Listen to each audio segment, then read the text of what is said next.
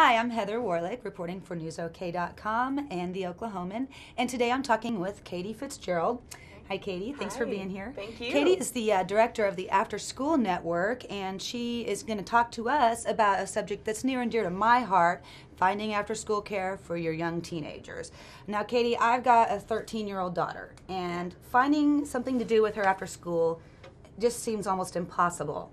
So that's what made me decide to kind of talk to you about this and get some ideas on what I should do. Great, Okay. great. So tell me about, you say you have the same kind of a situation. I have two children, one on the way, and we moved to Oklahoma a couple of years ago, and the biggest barrier I had, honestly, in moving to the state was I had a kindergartner who needed after-school care, and there was a 2-year waiting list at her school, which was a shock to me. So we went a whole year patching together care. I readjusted my work schedule so that we could get care for her, and now she's finally in the program, and we're grateful for that. But so that's a program at her school? It's a program in Norman, Oklahoma. Oh, okay. One of the cities in our state that's a good model for after-school partnerships because they have a nonprofit program that has offerings in every elementary school working with the school district. Okay.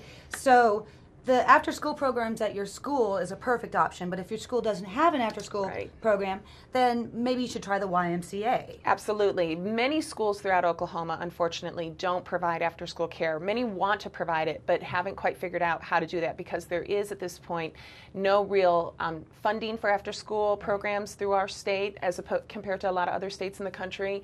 And so communities are left to their own devices to put together those programs, and there's some great ones out there.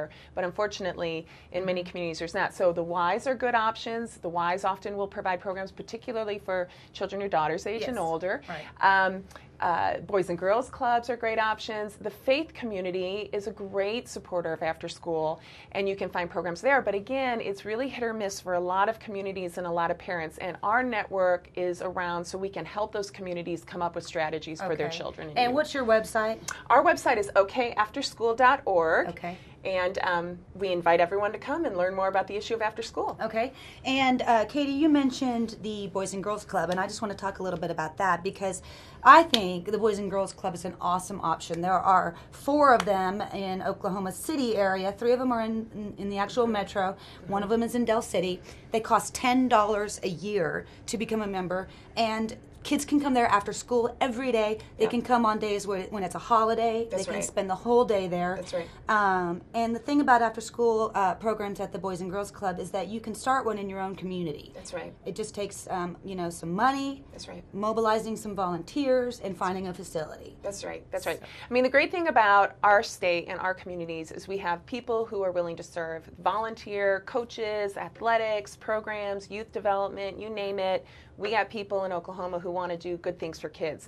So Boys and Girls Clubs can be created in other communities, and the Boys and Girls Club National Organization would be a great resource for people to learn more about how they do that. Holidays are critical. Summertime is critical. A lot of people think, when we look at childhood obesity in our state, which is a big issue, unfortunately, for Oklahoma, people think, summer's when kids are out playing and riding bikes and shaving off that excess weight, and actually Indiana University and Ohio State found that summer's when children gain the most weight because a lot of times they're not involved in structured programs and activities. They're home, they're unsupervised, all of that. Right. So all of those times we call out-of-school time. Children really need access to good programs. Okay.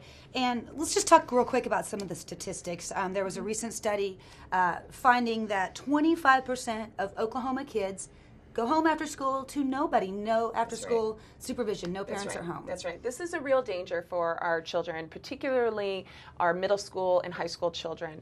And of course, programs at that age have to be fun and exciting and interesting, but there's great models out there for kids who are older.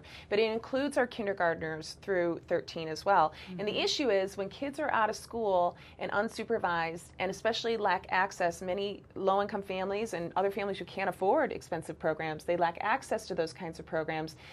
Juvenile crime goes up. There's a reason why public safety officials call it the prime time for juvenile crime are the hours between 3 and 6 p.m. Substance abuse goes up. Experimentation with sexual activity and teen pregnancy is associated with out-of-school time, a whole range of risk factors. And we know from research that if we provide kids a fun and engaging learning opportunity during that time, those problems are reduced. That's awesome. Yeah. And then there's also some benefits. Their grades can go up. They have better social That's abilities. Right. So a couple other places I'd like to mention for some after-school care are Integris Fun and Fit and the neighborhood centers, like you mentioned, of Norman.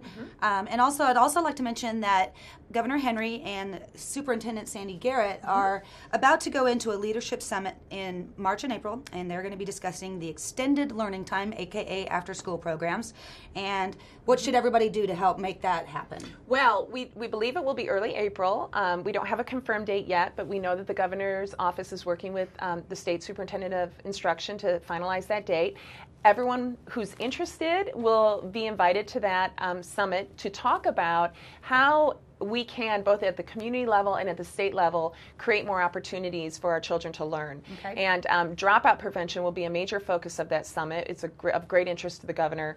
And it's because we, again, know from research and from programs that exist that if kids are in structured, good, quality, out-of-school time programs, they are far less likely to drop out of high school. And if we're serious about fixing that problem in Oklahoma, we've got to look at strategies that are proven to work. Okay, so if you go to the after-school website, you can find out your local representative, your senator, you can call them, you can write them, and you can mobilize them to get active on this issue because it's really important. The kids out there really need after-school programs. So, Katie, I just want to thank you for being here. You. It was a lot of fun, and it was good information. If you'd like more information on this topic, you can check out the U section of the Oklahoman.